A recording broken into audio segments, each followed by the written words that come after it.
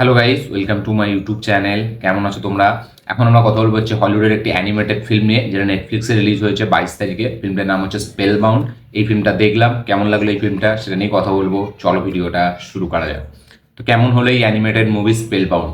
এক লাইনে যদি বলি, এই ফিল্মটা কিন্তু আমার জন্য বেশ ভালো লেগেছে। একটা ওয়ান টাইম ওয়াচ, একটা ডিসেন্ট, একটা মানে একবার দেখলাম খুব ভালো লাগলো এরকম একটা সিনেমা নয়, কিন্তু একবার দেখলাম ঠিক আছে বেশ ভালো, দেখলাম ভুলে গেলাম এরকম একটা সিনেমা। কিন্তু ফিল্মটার যে কনসেপ্ট সেটা কিন্তু বেশ ভালো। এই ফিল্মটা ইমোশনের ওপর প্রচুর মানে লক্ষ্য করেছে, ঠিক আছে, ধ্যান দিয়েছে যে ইমোশনটা যাতে খুব ভালোভাবে ফুটে ওঠে, এবং সেটা কোথাও না কোথাও গিয়ে হালকার ওপর দিয়ে রেখেছে কিন্তু ভালো লাগে দেখতে। এবং ফিল্মের অ্যানিমেটেড যে জিনিসগুলোকে যেভাবে ডিজাইন করা, সেগুলো দেখতে মজা লাগে, একবার দেখা যায় কিন্তু খুব ভালোভাবে, কোথাও বোরিং লাগে না। খুব স্ট্রং একটা স্ক্রিন প্লের সাথে ফিল্মটা চলতে থাকে। হ্যাঁ, ফিল্মের যেটা দেখাতে চাইছে যে গল্পটা, মেন বেসিক গল্পটা, সেটা আমরা এর আগে প্রচুর মানে অ্যানিমেটেড ফিল্মে দেখেছি। এবং এখানে মেন ফোকাস হচ্ছে ফ্যামিলি ইমোশন, ফ্যামিলি বন্ডিং, সেটা নিয়ে এই গল্পটা চলতে থাকে। এখানে দুটো রাজা, একটা রাজা রানী ছিল, যারা তাদের নিজেদের মধ্যে ঝগড়ার কারণে এখানে একটা জাদু, তাদের উপর একটা জাদু চলে এসছে, ঠিক আছে, যেটা কিনা ওই মানে যখনই ওরকম কিছু যার মনের মধ্যে থাকবে, মানে কি বলে, রাগ থাকবে, বা হ্যাঁ রাগই বলা যায়, রাগ থাকবে বা লোকের প্রতি একটা হিংসা থাকবে, একটু রেগে যাবে তারা, তাদেরকে এই জাদুটা নিজের বশে করে নেয়, এই কালা জাদুটা, এবং তাদেরকে একটা মনস্টারে পরিণত করে দেয়। এইখানে রাজা রানী তারা মনস্টার হয়ে যাচ্ছে, তার একটা মেয়ে আছে, সেই মেয়েটা তাদেরকে আবার ফিরিয়ে আনার চেষ্টা করবে, সেটা নিয়ে এই পুরো গল্পটা।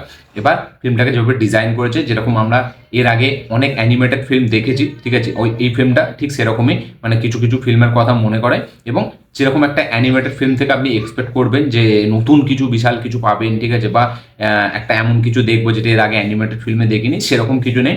খুবই জানা জানা কনসেপ্ট, খুবই একটা মানে জানা টেমপ্লেটের ওপর এই সিনেমাটি বানিয়েছে। এবং প্রেজেন্টেশন আমি বলবো ফিল্মটার ভালো, যেভাবে মানে কিছু নতুন নতুন ক্যারেক্টারকে ইন্ট্রোডিউস করেছে, সেটা দেখতে ভালো লাগে। ফিল্মের ডিজাইনিংটা খুব সুন্দর, এখানে অ্যানিমেশনটা বেশ ভালো। এবং এই ফিল্মটা একটা মিউজিক্যাল অ্যাডভেঞ্চার ফ্যান্টাসি ফিল্ম, ঠিক আছে, যেটা কিনা এই ফিল্মটা আপনারা ওটা সোনির যে, সোনি বলছি, ডিজনির যে ফিল্মগুলো হয় সেইগুলোর কথা মনে করাবে। কারণ এই ফিল্মটার মধ্যে কিছুক্ষণ ছাড়া ছাড়া গান আছে, এবং ফিল্মে কিছু কিছু এলিমেন্টস যেগুলো দেখতে ভালো লাগে। কিন্তু এই ফিল্মটা কোনো রিপিট ভ্যালু নেই, ঠিক আছে। আপনি এখনো একটা টয় স্টোরি দেখলে আপনার তারা রিপিট ভ্যালু পাবেন অনেকবার, হাজারবার দেখতে মনে যাবে। আপ বলে একটা সিনেমা ছিল, ঠিক আছে, যেটা কিনা একটা বেলুন একটা বাড়িকে নিয়ে উড়িয়ে চলে যাবে, সেটার মধ্যে রিকল ভ্যালু আছে, রিপিট ভ্যালু আছে। তারপরে রিসেন্টলি আপনি যদি ফ্রোজেন দেখেন, ফ্রোজেনের অনেক রিপিট ভ্যালু আছে। তো কিছু কিছু ফিল্ম আছে এগুলো রিপিট ভ্যালু প্রচুর আছে, এই ফিল্মটা কিন্তু সেরকম ফিল্ম না। আপনি যদি ইনক্রেডিবল দেখেন, ঠিক আছে, সেইগুলো একটা রিপিট ভ্যালু আছে, বা আরও অনেক ফিল্ম আছে। তবুই আমি বলবো এই যে ফিল্মগুলো হয়, নামটা ভুলে যাচ্ছি আমি, যেগুলো আমি সরি এই মুহূর্তে নামটা মনে পড়ছে না। তো ওই ফিল্মগুলো রিপিট ভ্যালু খুব আছে, এই ফিল্মটা কিন্তু রিপিট ভ্যালু খুব নেই। কিছুদিন আগে আমি একটা অ্যানিমেটেড ফিল্ম দেখেছিলাম, ওয়াইল্ড রোবট।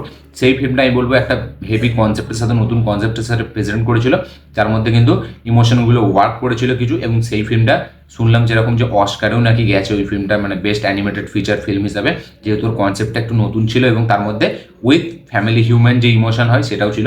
এখানেও ইমোশন আছে, কিন্তু এখানে ইমোশনগুলো আপনার কোথাও সেই খুব একটা হেভিভাবে আপনাকে টাচ করবে না, এবং এই ইমোশনগুলো খুবই দেখা দেখায়। এর আগে ওল্ড পুরোনো অ্যানিমেটেড ফিল্মে আমরা দেখেছি, গল্প লেভেলে সেরকম কিছু নতুনত্ব নেই, ঠিক আছে, কিন্তু ফিল্মটা দেখতে ভালো লাগে, অ্যানিমেশনটা বেশ ভালো। এবং 1 ঘন্টা 50 মিনিট না কতক্ষণের একটা মুভি, 40 মিনিট, ঠিক আছে, 50 মিনিট সরি। তো ফিল্মটা কিন্তু কোথাও বোর করেন, হ্যাঁ যখন গানগুলো চলে তখন একটু বোরিং লাগে, আমি গানগুলো স্কিপ করে দিয়েছিলাম মাঝখান থেকে, ঠিক আছে, কিন্তু বাকি ওভারঅল ফিল্মটা দেখতে ভালো লাগে, একবার one time watch, decent time পাসের জন্য দেখতে ভালো লাগে।